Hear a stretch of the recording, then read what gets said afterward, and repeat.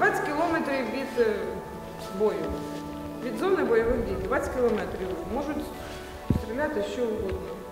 Багато людей готує просто чемодан, вокзал і виїжджати Ми десь до сих пір на сумках сидимо. в безпечне місце, але де зараз безпечне кожного місце? складення сумки і що. Де зараз безпечно? Миколай ще не під'їхав. Заходьте, так є.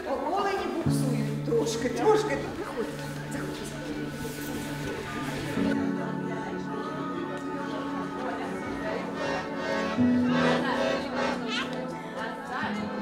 Це в нас приїде Святий Миколай сьогодні в гості до діточок. Дітки писали листа Миколаю, і Миколай повинен приїхати до наших діток. Отак от.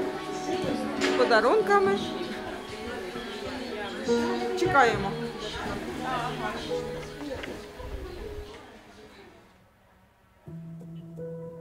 Наша староста співпрацювала з росіянами, і вона виїхала в Білгородську область. Після того в нас поставили в минулому директора школи, він попрацював півроку, і потім, коли він звільнився, запросили мене. Для тих, хто їх чекав, було все добре. Вони йшли, ті люди йшли сюди на площу, їм тут видавали безкоштовне пальне, гуманітарку давали 2 чи 3 рази, ну таку, не дуже. Давали кошти їм деяким людям, там по 10 тисяч рублів. А тим, хто чекав українців, вони, я не знаю, ми вели себе дуже скромно. Дуже скромно, не показувати, не міг висказати свою точку зору, тому що забирали на яму, в катівню забирали. Ну і хлопців, ті, які служили в АТО до цього, їх також приїздили і з дому забирали. Декого закотували, повідбивали печінку, і там хлопець один через 2 місяці так і помер.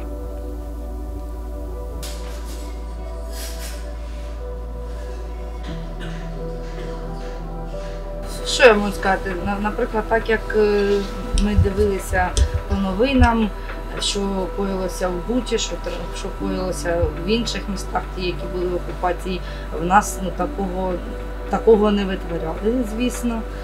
Ну, а таке в окупації в окупації було, звісно, не дуже приємно. Складно тим, що приходилося виїжджати, бо куди, зв'язку не було ні з рідними. Просто психологічно важко те, що у дітей дитинства, так сказати, нема. Сидять по хатам. Ми в такому віці ходили десь гуляли, десь то, а діти, звісно, що сидять вдома.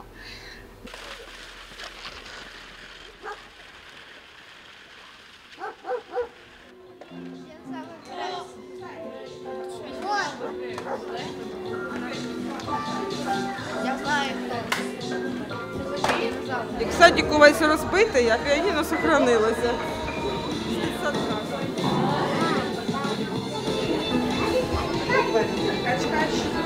Дивися, ти не вивернув. У нас тут жили рашисти в цьому клубі. Місяці 3 жили. Тут нічого не було в цьому клубі. А ці меблі ми в школі забрали. Ні одної стулочки, нічого не залишилось, все порозбили. Холодильник притягли, одна сім'я виїхала, а це притягли. На всю школу 18 штулок знайшли, всього-навсього. М'якенькі, то й то поламані, попечені. А так все робити, все не наше, а тут всі ті не наші.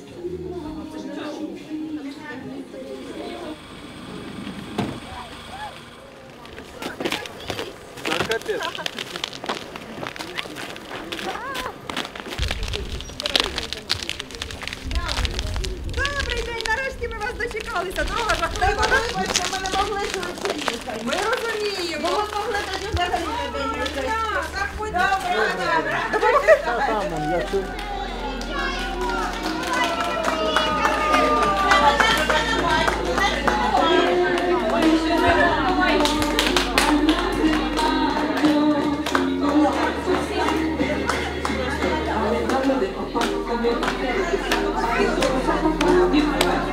Діти, вони заручники, вони не мають вибору, поїхати чи залишитись. Тобто, коли вони живуть у таких місцях, як це, досить близько до лінії фронту, гучно було під окупацією, і жодного дня вони не мали вибору. Доросла людина може обрати виїхати. У дітей цього вибору не було. Тому вони завжди заручники в війні. І тому з 15-го року ми обрали саме цю категорію для роботи дітей.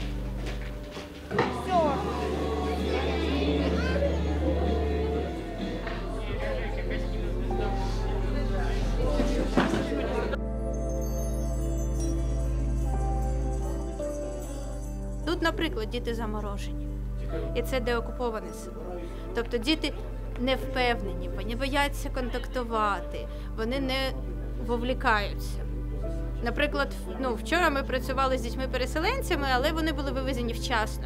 І вони набагато активніше, їх легше розіграти. Тут вони насторожені. Їм не дуже безпечно, світ не дуже безпечний для них. І це відчувається по тому, як вони комунікують. Ми загалом, то, здається мені, бігли до дітей, тут є діти. А ви то? Ви точно діти? Якісь ви тихі для дітей. Ми маємо вплив в тому факторі, що батьки самі в травмі, в стресі, в цьому досвіді. І дійсно, воно така атмосфера буде в сім'ї. Тобто те, що пережили ці люди, вони роблять найкраще, що можуть для дітей. І там людина, яка не виїжджає, часто не впевнена, що вона прогодує тих дітей ще. Ось і все.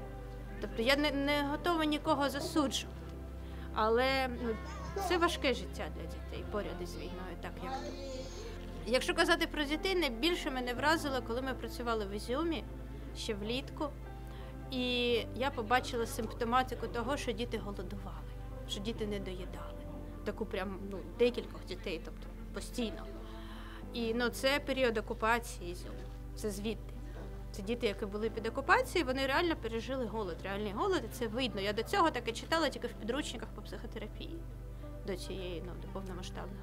А тут прям, це було видно. На жаль, це швидко не скінчиться. Повномасштабна війна швидко не скінчиться, ми це розуміємо.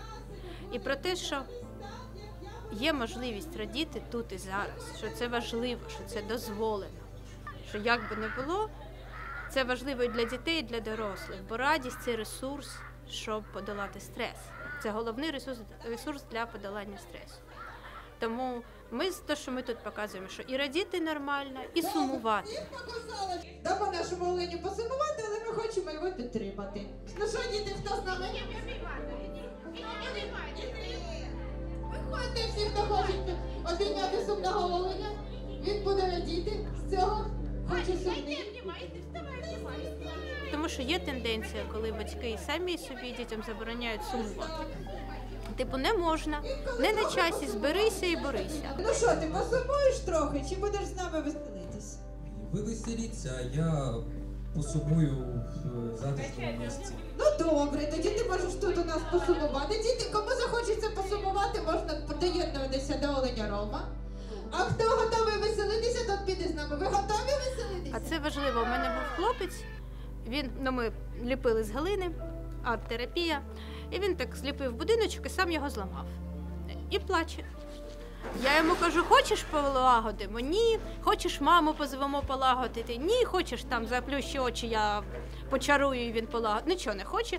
І тоді до мене доходить, я так на нього дивлюсь, кажу, а хочеш я сяду і ми з тобою разом будемо плакати, що він поломаний. І дитина посміхається мені на всі 32 зуби і каже, так! І те, що він хотів, щоб хтось з ним посумував, щоб йому було можна посумувати, що все поломано. І це дитина, 8 років.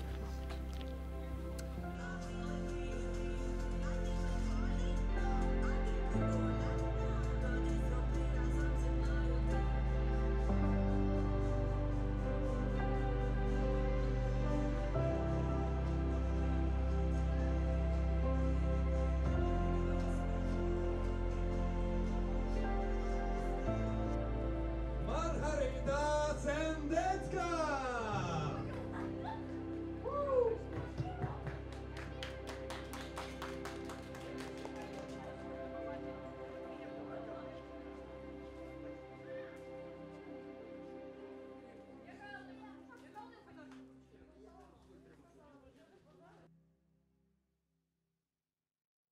Я Дар'я Котельнікова, діджитал-редакторка Гвара Медіа.